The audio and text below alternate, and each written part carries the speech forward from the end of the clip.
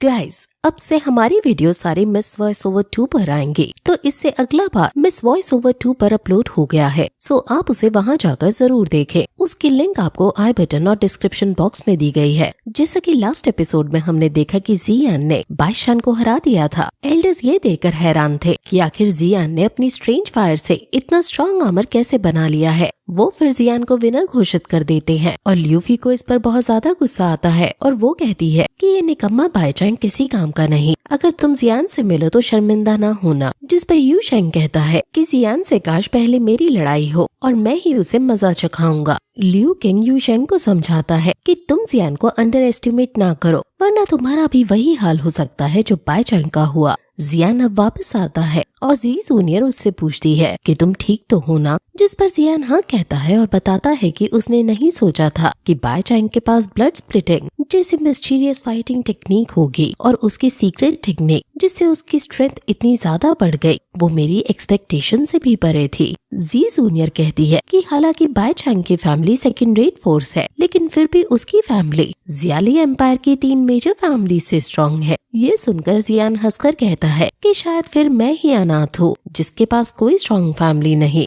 जिस पर जी जूनियर कहती है कि तुम अच्छा मजाक करते हो, तुम इतने ताकतवर हो कि दो हुआंग का सबसे स्ट्रॉन्ग आदमी भी हंसकर तुम्हारा वेलकम करता है और इतनी सी उम्र में तुम बड़े बड़े फार्मासिस्ट की तरह लेवल 5 पर पहुंच गए हो। अब अगला मैच लिू किंग और एक ओपोनेंट का होता है। ओपोनेंट अपनी तलवार से उस पर हमला करता है, लेकिन लिू किंग दूर से ही अपने अटैक से उसे रोक देता है। ओपोनेंट 3 शार्क स्पाइन्स का यूज करके लिू किंग पर हमला करता है और लिू किंग एक ही हाथ के अटैक से उसकी तीनों शार्क्स को पकड़ लेता है और क्रश कर देता है। जियान लिू किंग की इस टेक्निक को देखकर हैरान है और लिन जुआ बताता है कि फर्स्ट टेक्निक का नाम माउंटेन क्रैकिंग गन है और सेकंड का नाम बिग स्प्लिट कॉफिन क्लॉ है। इसने इस क्लॉ टेक्निक को 20 से भी ज्यादा साल तक प्रैक्टिस किया है, इसलिए उसको इतनी ज्यादा पकड़ है इस टेक्निक पर। ओपोनेंट लिू किंग के चारों तरफ जोर जोर से घूमने लगता है और अपनी स्पीड में उसे फंसाकर उस पर हमला करने का मौका ढूंढने लगता है, लेकिन लिू किंग एक ही जगह पर खड़े खड़े सिर्फ अपने एक ही हाथ से उसको ब्लॉक करने लगता है और उसकी तलवार को सिर्फ 2 उंगलियों से ही पकड़ देता है और तोड़ देता है। वो उसी की ही टूटी हुई तलवार के छोटे टुकड़ों को उसको देकर मारता है, जिससे वो दूर जाकर गिरता है और पत्थर से टकरा जाता है। ल्यूफी बहुत ज्यादा खुश होती है और जियान को देखकर कहती है कि तुम कितने भी ताकतवर क्यों ना हो, मेरे भाई के सामने फीके ही रहोगे। जियान भी इतनी टेरिफाइंग स्ट्रेंथ को देखकर शॉक है, लेकिन फिर वो लिन जियाओ से कहता है कि आप तो इसे हरा ही सकते हो। जिस पर लिन जियाओ कहता है कि पिछली बार मैं इसे हराने में बस लकी ही साबित हो गया था, लेकिन तुम्हारी बात करें तो तुम बहुत ताकतवर हो। अगर मैं और लिू किंग एक साथ भी तुम पर हमला करे तो भी शायद तुम्हें हराना बहुत मुश्किल होगा। जियान हंसकर कहता है कि आप बेकार में मेरी इतनी तारीफ कर रहे हैं। अब रात को जियान मेडिटेट करने लगता है और सोचता है कि बाइचैंग ने मेरी 2 की पार कम करने की सोची थी, लेकिन 5th लेवल फार्मासिस्ट होने की वजह से मेरे पास पिल्स है जिससे मेरी 2 की पार फिर से रिकवर हो गई है। लेकिन कल का गेम आज से ज्यादा खतरनाक होने वाला है, क्योंकि कल सिर्फ वो ही बंदे होंगे जो टॉप 25 में एडवांस हुए हैं, यानी कल सारे बंदे बाइचैंग से स्ट्रॉन्ग ही मिलेंगे, खासकर वो लिू किंग।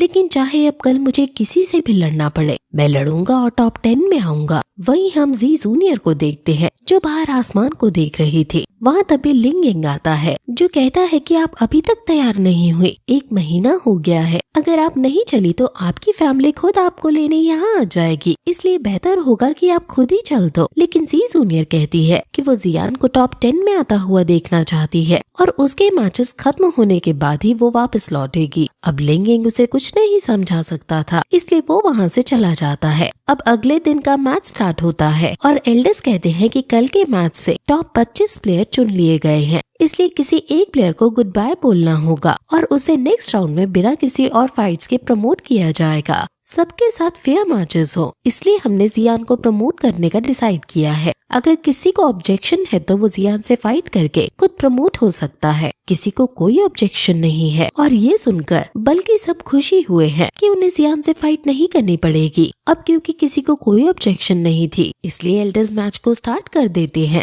अब इसके आगे की कहानी आपको अगले पार्ट जो हमने मिस वॉइस ओवर 2 पर अपलोड कर दिया है उस पर एक्सप्लेन कर दिया है। सो आप लिंक पर क्लिक करके उसे जरूर देखें। उस चैनल पर ही हम अब सीरीज लाया करेंगे, सो आप उस चैनल को भी पूरा सपोर्ट करें। Naruto, tales of demons and gods, scumbag system जैसी कई सीरीज देख सकते हैं। सो आप उस चैनल को भी उतना ही प्यार दें।